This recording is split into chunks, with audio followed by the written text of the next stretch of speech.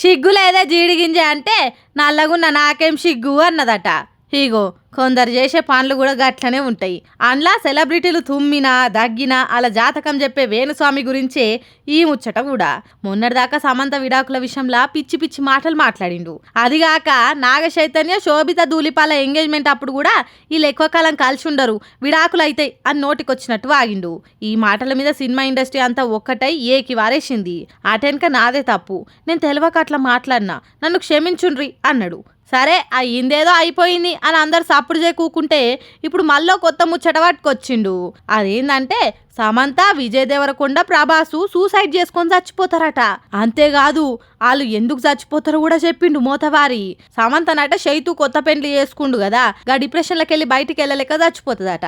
విజయ్ దేవరకొండనేమో అన్ని ఫ్లాప్లతోనే ఉన్నాడు, ఆ లాస్ట్ల నుంచి బయటికి వెళ్ళలేక చేస్తాడట.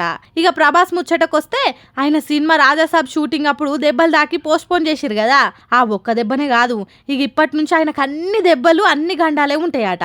ఆయనకు బాడీ సహకరించదు, ఇప్పటికే అన్ని రోగాలతో ఉన్నాడు, ప్రభాస్ కూడా జల్దీ చచ్చిపోతాడు అని వాగిండు ఈ వేణుస్వామి ఇట్లనేవో ఇంటర్వ్యూలా. ఇప్పుడు ఈ ముచ్చట వైరల్ అవుతుండేసరికి కుక్కతో కొంకర అన్నట్టు ఈ వేణుస్వామి బుద్ధి కూడా వంకర్నే, ఈడు మారడు, ఇక ఇసొంటి పిచ్చోళ్ళని పట్టించుకోవద్దు, ఎంత ధైర్యం ఉంటే అట్లా మాట్లాడతాడు అని వచ్చిన తిట్లని నూరి వస్తుర్రు ఈ ముచ్చటారికైనా అభిమానులంత ఇప్పుడు.